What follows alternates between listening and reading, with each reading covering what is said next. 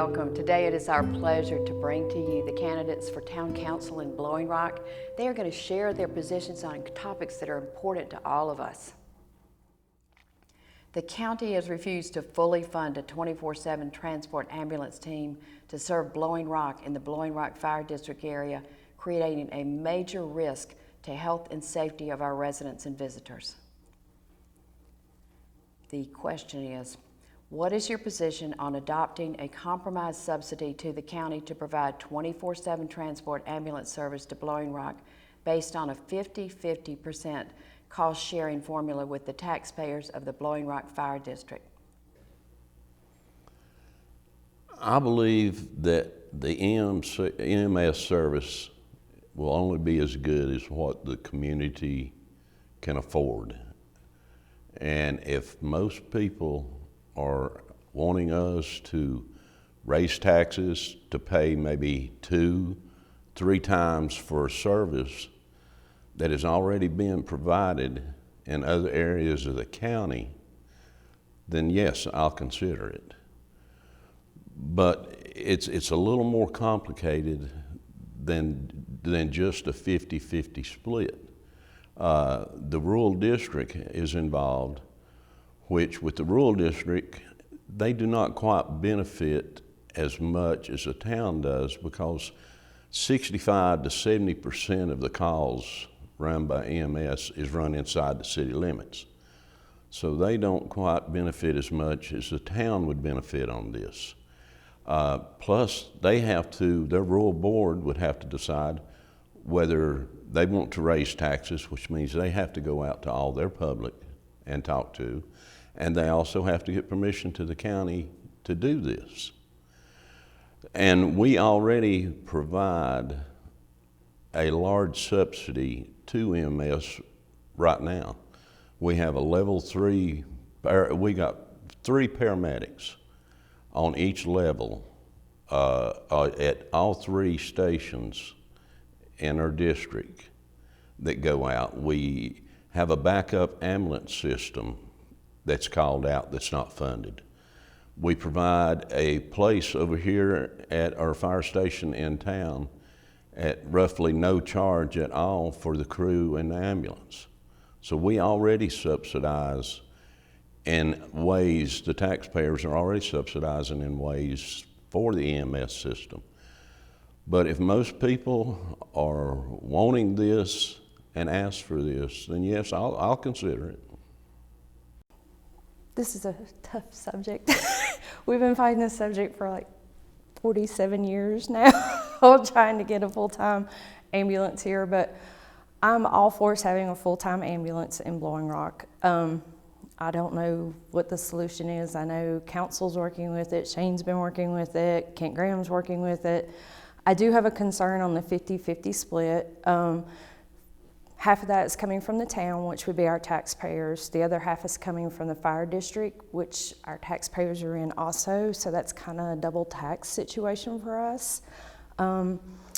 We can't get the county commissioners to give us a full-time ambulance already, so I don't know if we'll get them to agree to the tax in the fire district either, because that goes before the board for the fire district. But it ultimately has to be approved by the county commissioners also. So we're back to being in front of the county commissioners, which has not been real good for us yet. So if we could get it, that's awesome. I do believe we need to also concentrate on the fact that our fire department is amazingly staffed. I know it's not what anybody wants to hear. You know, we all want the aha at the end of the rainbow. We want that 24/7 ambulance, but we have 14 firefighters full-time, and 11 of them are top paramedics. I mean, that's what you get when Watauga Medics comes. You get one of those on the ambulance. We have 11 of those here in Blowing Rock full-time. And since May, COVID protocols have changed, and they answer all level calls now, so they're back to being normal and answering our calls. So while we work towards our goal of the 24/7 ambulance, I think we need to concentrate on that too, and informing our citizens that we have best care arriving as soon as the call goes out to take care of us until that ambulance gets here. So I want us to not forget that little piece of the puzzle too, but still work towards our goal of the 24/7 ambulance. Yes, we need the service. And I think that when you get into the details, it's something that people have to understand that the county is in control of this process. They're mandated by the legislature to do the taxing and everything. So I think it's important that people, the voters here, realize that yes, we need it. How much is it going to cost? Because out campaigning, people ask me, we're already paying money to the county, and now you're going to suggest that we have more money to pay for this service. And then the question is, isn't that double taxation? And I say, well, if the people really want it, then we're going to have to figure out a way to provide the money to do this, because it's something, and it's an imbalance of the money that goes to the county versus what we get for that service. I mean, if you call an ambulance in Boone, it's 6 to 9 minutes. If you call an ambulance up here, it could be 9 to 20 minutes before an ambulance gets here. Now, we have the best ETM people in the world, and they do their job, and they'll stabilize you, but it's getting from here to the hospital. So when I get elected, I'll work with the town manager, the mayor, and council people to work out an arrangement to get this process started. Okay, I ran the first time in 2015, and I was pushing for a 24/7 transport service. We have some of the best paramedics that any town could strive to have in our community right now. And 2017, I pushed for a 24/7 service. 2019, I pushed for a 24/7 service without any cooperation from Watauga County. Now, Boone does not have to pay for their transport. Beech Mountain does, Seven Devil does, and we do. That's not right. That is not fair. That's not fair to the citizens. I brought a proposal to the council at the last meeting. It was just for them to digest. And that is that we pull back 50% of the sales tax we're sending to Watauga County, and that be applied to a 24/7 transport. The other 25% come from the fire district and 25% from the taxpayers. I do not feel it's fair that the taxpayers are obligated to pay for this service in full. I don't think they should pay for 50% of it. I think 25% is asking enough. I feel like we need the 24/7 service. We're growing. We have a lot of tourists. Our demographics are changing. We have more and more people moving here because we're a fantastic town and a great community. It is time that Watauga County jumped up to the plate for one of the biggest cash cows for Watauga County, which is the town of Blowing Rock. That's my take on it. The downtown land use code for West Main Street is out of date with market conditions and not consistent with the recommendations in our comprehensive plan to protect the character of West Main Street. What is your position regarding an update of the land use code for West Main Street to balance the need for progress and preservation of our historic village? Okay, I was a little bit behind on this one, so I actually went and visited with Kevin Rothrock this week on this one to get a little update. And from what I understand, our planning board is actually working on this subject right now. I was a little confused on this one about the density. I know like in residential we have where you can only build so many units per acre. So I was asking Kevin for clarification in downtown, coming from a commercial background where we owned a business for 20 years and now as of January, we're residents instead of business owners. So I was getting a little clarification, but if I understood Kevin right, our ordinances are going to somewhat take care of this. We won't need a density setting for the commercial district because our setbacks, our building heights will contain this. But as far as being in favor of it, I am. I just want to make sure that our growth does not take away the charm of our town. Because, I mean, we all live here because we love being in a small town, and we have tourists come here because they want to enjoy the small town. So I don't want us to lose that aspect, but at the same time, if our town doesn't grow, it won't exist. I mean, that's just fact of life, it'll die. So I think we need to make sure we're controlling our growth and keeping our charm. But I do believe, talking to Kevin, that that's exactly what the planning board is working towards with changing the ordinance in that section of town. Having served on the planning board for 4 years now, I'm now the chairman, I see specifically on a day-to-day basis those kinds of needs. And so in some of the meetings that we've had from different neighborhood groups and everything, that is a prime situation that gets talked about. So I would, when elected, do something in the order of this process. The council asked the planning board 2 years ago to do a complete review of the downtown general business district. So on a subcommittee, which I was a part of, they took every week for 6 months and reviewed all the codes and zoning situations. We wrote a report. We gave that report to the council, and unfortunately, they did nothing with it. And I was very disappointing because not only the time and energy that we put into it, but few people know this, but if that recommendation had been approved, Rainy Lodge would not have been built. So my suggestion would be, moving forward, the comprehensive plan is about to be reviewed next year, and it'll come to the planning board to do that. All the work that we did for the council, that's still there. So somebody could come in and say, let's revisit all that, update it, amend it, and that would address some of the concerns that you just raised. You know, every community has to grow.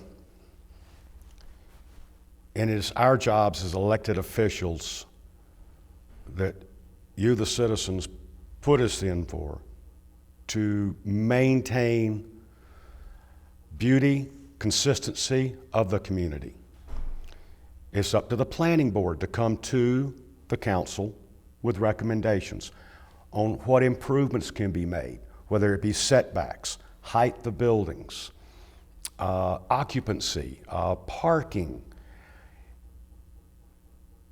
I feel like that, you know, growing up here, this town has grown a lot. Some things have been removed that probably shouldn't have been removed. Many buildings have been restored. And I think that this is a very fluid situation. There's no one fix. And I think that recommendations need to come from the citizens to the council and to the planning board, and realistic recommendations on how do we continue moving forward with our uniqueness, our quaintness, but we're still going to grow. So I'm in favor of always looking at positive change. And how do we regulate it? How do we maintain it? And I as mayor and the council, we have to rely on the citizens. We have to rely on the planning board to make these recommendations and bring them to us. One thing I think that needs to be done first is I think we need to get more community involvement and reviews on this. The 2014 comprehensive plan asked that we do an architectural design regulation for Main Street that separates and differentiates the east side from the west side in setbacks and in height. That way they don't look alike. You want the east side to be built mainly back in the footprint up to the sidewalk, but then you want the west side to set back. It's what makes the town look so different and unique. I have a vision that I would like to see for the west side, well, east side both, is I would like to see us change Main Street to where on the west side is angled parking. On the east side, you extend the sidewalk, widen the sidewalk out because it's so congested on that side, and have no parking at all on the east side. I think it would change the looks of Main Street, but I think it would free up a lot of Main Street. Special or conditional use permits are quasi-judicial public hearings that restrict the ability of the council to discuss, hear, or consider input from the community. The question: what is your position on eliminating special or conditional use permits in favor of special zoning permits that allow community input?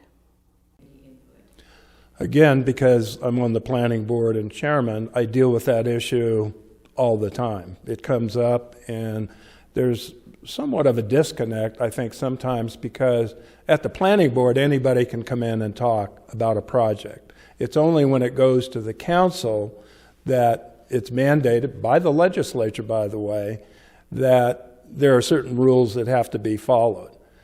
I do believe that the people, the citizens of the town, should and must have a better access to those kinds of situations. So again, when I get elected, I would be prepared to look at these codes and see if we can make some modifications to make that easier so that people could come before and express an opinion on a project. That's, it's going to be up to the citizens and for the new council to do that. And I would very much support that process because I do believe that that situation needs to be changed. I think the special use permits have a place. When they should be used, I think, should be determined by our planning and zoning department. Sometimes I agree with them, sometimes I don't. In certain cases, someone that lives over on Green Hill, should they have a position on something that's going in at the horse show grounds? Maybe not. I feel like when it's something that directly impacts the whole community, then it should fall under conditional zoning, where all can speak. But when it's something that does not directly impact the whole community, but yet does fall under the SUP protocol, then maybe the SUP should be used. So I feel like it's got its place. When we use it and when we don't is determined by code. And so for right now, unless something comes about that's better, that we can better utilize, that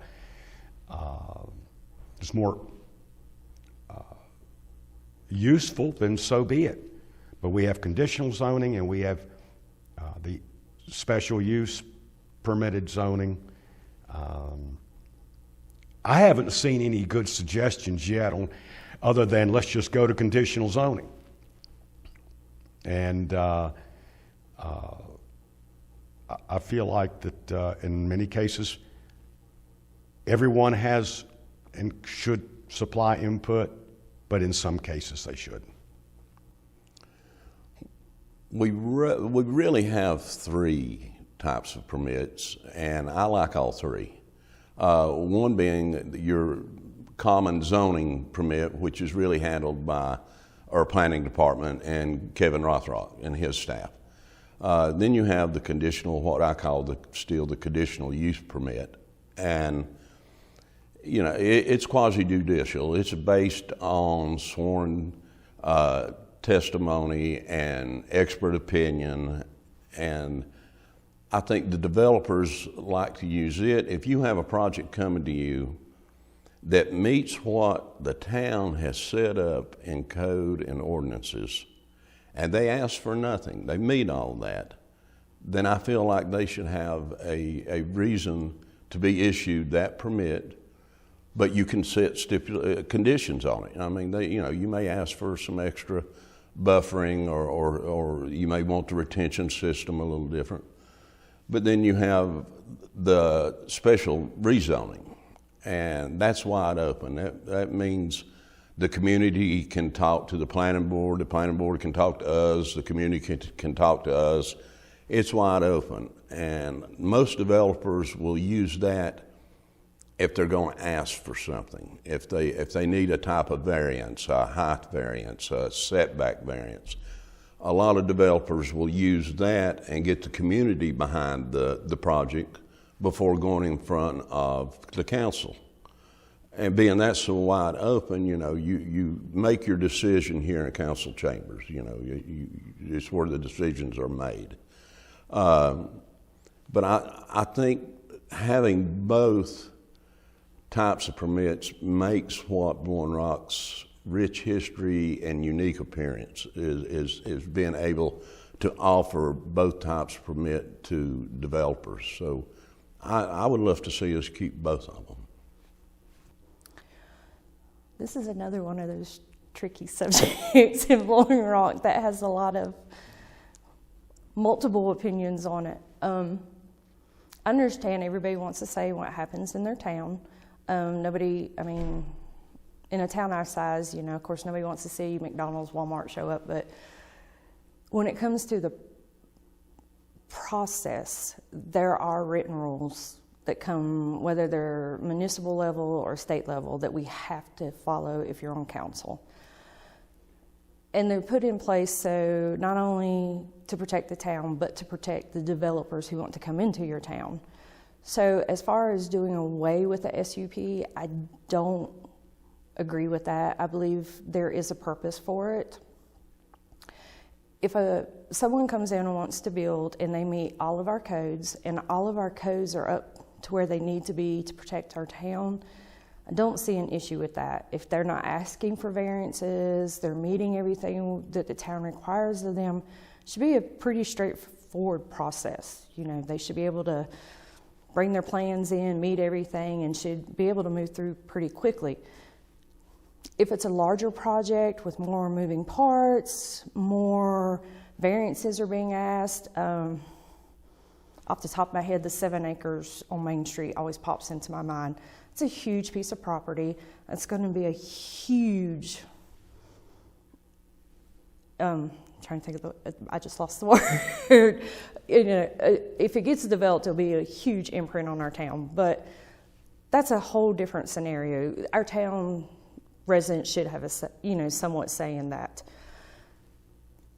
So using the conditional use is a good thing for that. But if someone just comes in and it's just a regular piece of property, you're just putting a building on, it matches all the codes, you're asking for no variances, it's straightforward, I think that should be a simple process that you go before planning board, which anyone can attend, and you can ask questions, address issues there.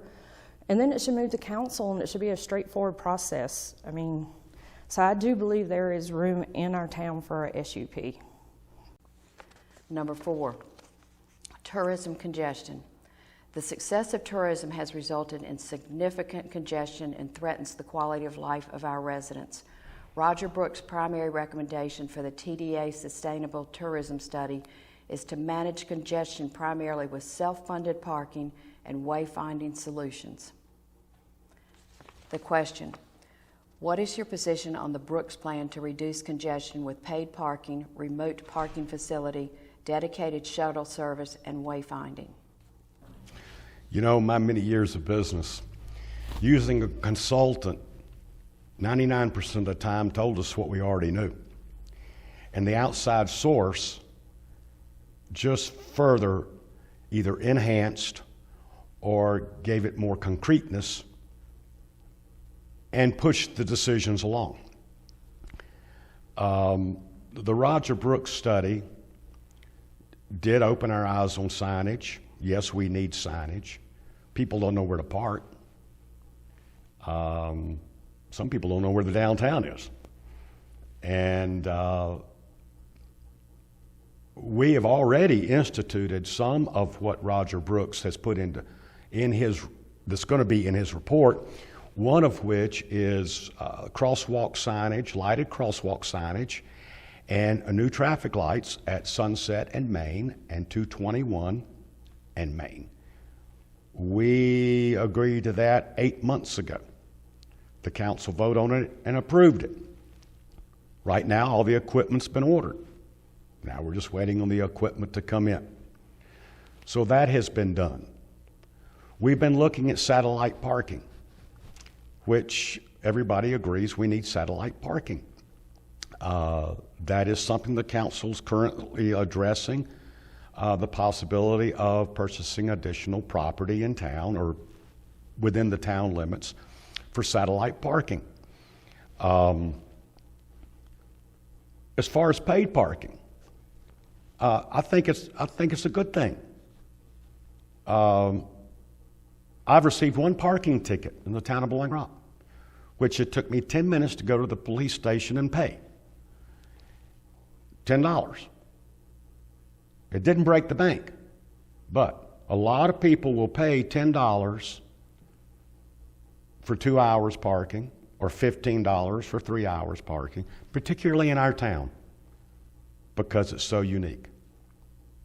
We have a lot of good shops, a lot of good restaurants that people want to visit, and I feel like the paid parking is a good idea moving forward.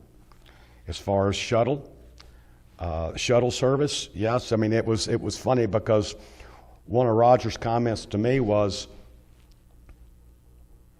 he saw the apple cart and thought it was a produce truck, not realizing it was a shuttle, till he saw the shuttle sign on it. And but then he said, well, where does it go? So he had a good point that when you get on the shuttle, you need to know where it's going. And that's going to be moving forward with additional signage on where the shuttle stops are. And then if we do satellite parking, we will institute some type of shuttle system from the satellite parking. This is also a fluid situation. This is ongoing, and we're going to have to continue making improvements. So signage, I think, is a good thing. Paid parking is a good idea, and that will help finance additional parking outside of the downtown. And of course, the crosswalk items, that's been done, it's going to be done. Well, I've been part of we call it a transportation committee here in Blowing Rock, trying to bring a shuttle system or a public transit system to Blowing Rock. Unfortunately, the last 2 years, since we've started the program up, we've had to deal with COVID. So last summer, we actually did away with it because nobody wanted to get on a confined space and ride a bus. The congestion and the tourism congestion, I would rather see us have the congestion than not have anything, because I remember the lean years here in town when we didn't have much. I recently read an article that the top 25 resorts and destinations in the United States saw a huge decrease in their occupancy tax last year. We've been on the other end of it. We've seen a great increase. Wayfinding, I'd love to see that come back. We had it once before. The merchants that are off Main Street, it would work great for them to let people know, do I want to walk down this hill or not walk down this hill? Is there something down there worth looking at? So wayfaring signs would be great. the shuttle system, getting it up and running. I would love to see a graduated parking system to where the closer to Main Street, the more it costs you to park, to try and get more people, especially the employees, to maybe satellite parking. But in order to do that, we've got to get the transit system up and running, because they need to know that if they get here at 9:45, their job starts at 10, that somebody's going to get them from spot A to spot B on time. So you have to get that up and running. But a lot of this also, we have to look at, will our infrastructure and will our sidewalks handle a whole lot more tourism? So there's a lot of pieces to that puzzle. I don't want to speak a whole lot on the Brooks presentation yet, because what he has presented is a preliminary finding, and I'd rather not give a whole lot of opinion on a preliminary finding, because his finalized one will be out, I believe, in December. But on the preliminary findings, I mean, it's no secret, we all know we have a parking issue in Blowing Rock. All you have to do is drive downtown on Saturday afternoon. I do believe we need to work on parking. I don't have an issue with paid parking. I don't want to see a bunch of meters down Main Street. I think that would look horrid. If we could do either the kiosk theory or the paid on our cell phones, I think that would be wonderful. Not only would it probably help with the parking issue, but it would also be a little extra income for the town that we could use for infrastructure or whatever. Parking decks would be amazing if we can find land, A, that's available, or and B, that we can build on. We all know what it's like to build up here. So wayfinding, I have to admit, when I sat in Roger Brooks' presentation and he had pictures of some of our signs, I was like, you know, I drive by that probably at least 4 times a week and never really noticed that the sign at 221 is 10 feet in the air. Yeah, but our visitors don't notice that, or, you know, the arrows point up in the air and not to the left or right. So, yeah, we probably do need to work on our wayfinding. So, yes, there are issues we need to work on, but I'd rather not give strong, we need to set this into motion until the final presentation is done. And he comes back and says, this is what I highly recommend. We're paying, you know, we're spending a lot of money for this presentation. I think we need to give him his time and opportunity to tell us what he seriously thinks at the end. Thank you to Roger Brooks for coming here and spending a month. I mean, he's opened a lot of eyes, and I think those of us that live here on a full-time basis and are active in organizations know that this has been a problem. So for him to put together parking, wayfinding, and all these other things is a great thing. Parking, absolutely. It's time to start charging the tourists for parking on Main Street, Sunset, the garages, Brom. And I know there's been some pushback from locals, and my answer to that would be is to sell a discounted tag to the residents, so when they wanted to go down, they wouldn't be paying the full price. It's important that the parking thing get resolved quickly, because it's tying up a lot of situations in town and traffic. And some of the biggest violators are the real estate people who have offices on Main Street. They park there all day long, and some of the merchants and their employees do that. So we need to get parking out on 321 or wherever we can find a place to put parking and start building more parking. Wayfinding and directional signals, absolutely a must. There are people that come up here and they drive around, they have no idea that there's parking over at the pool, there's parking at the church parking lots. So the wayfinding, and I know it's an expensive process, but we simply have terrible signing here, and we have to improve on that. And then I think, you know, Roger will come out with some other recommendations, and I trust he's been all over the country looking at this, and so I think we're going to hear some other interesting things, but parking and wayfinding will be a good start. Town expenses to support tourism-related expenses exceed funding sources. Property taxes, $5.2 million, fund 60% of the town's budget of $8.6 million, but downtown property taxes, $387,000, provide only 4.5% of the town's budget. Other consumer-paid sales and occupancy taxes of $1.5 million provide a total of 17.9% of the town's budget. Question: what is your position on, first, establishing a downtown business improvement tax district to fund future infrastructure improvements, and two, amending the TDA funding formula to allocate excess revenue to support tourism expenses? We have been working on a central business tax. I am for a central business tax. We have finally got what we consider the central business area mapped out and planned, and the evaluation done on what we project the central business district is worth. I would love to see that come into effect to help pay for the sidewalks, infrastructure, tourism-related items only is what that tax would go for. I would like for us to also look about seeking, we'd have to seek special legislation for this, but I'd love to see us take the TDA tax and go from what it is now, roughly 2/3, 1/3, 2/3 TDA, 1/3 to the town. I would love to see it go to a 50-50. I believe that Blowing Rock has become such a destination place now that we can reduce some of the money that we spend on media and advertising.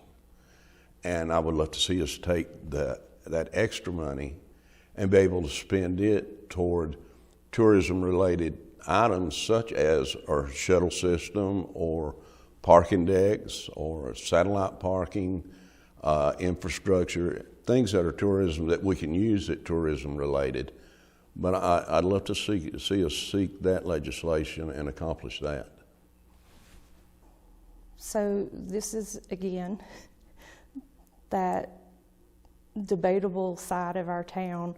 Our town is, so growing up, I grew up in West Virginia. When I moved there in the late 70s when my dad retired, it was coal country. Coal industry fell out and tourism saved my area of West Virginia. So I'm a strong advocate for tourism. Moving to Blowing Rock, I was like, okay, this is a great tourism town. I love it here, you know. But this town is very unique. It's not just about tourism here. There's those of us that live here full time that absolutely love our small town. I mean, you know, I go to Raleigh quite often to see my stepdaughter. It's a big city. I have fun there, but after 3 days, I'm like, oh my God, I'm ready to go home to my little itty bitty town. But there's also the other element of our town that there's people who only live here a couple of months out of the year, but still consider this town their, you know, somewhat their home. Our town has so many elements to it that you have to balance. I can't imagine like what Shane and the staff go through in a year trying to balance all of it. But we can't exist without any of those elements. I mean, I know for a fact that if it wasn't for tourism, I wouldn't have 20 restaurants to choose from to go out to dinner because 1,200 year-round residents can't support 20 restaurants. So we can't live without any of the sectors. As far as a downtown tax, there's a lot of towns that do that. I would be for it if it went to a specific fund and there was detailed what we're going to spend it on. I don't want it to go to general fund and just be willy-nilly spent. It needs to be defined what we're spending it on. As far as the TDA tax goes, I think a great compromise there would be a 50-50 split. 50% goes to infrastructure and 50% goes to advertising for the town. Because due to our tourists coming in, due to our seasonal residents and our full-time residents, there is a huge amount of infrastructure. It's not an infrastructure of 1,200 residents. It's an infrastructure of 6,000 to 10,000 people constantly. So there is a huge infrastructure that has to be kept up.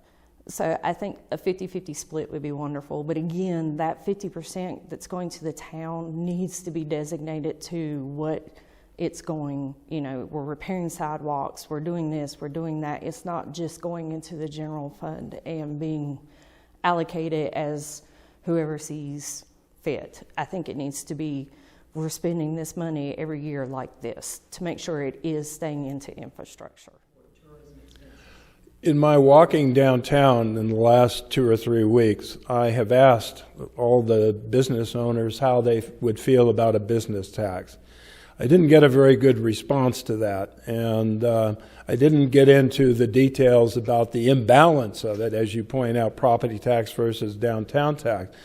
But there needs to be some mechanism to address a better balance. I'm not sure how a business district even gets set up. I'd have to educate myself and get some legal opinions on that. Is it simply the town council voting on something like that? I don't know, but I will, when I'm elected, I will definitely dig into that, and that will be a priority that I would like to take on, because there has to be a better mechanism for sure. On the TDA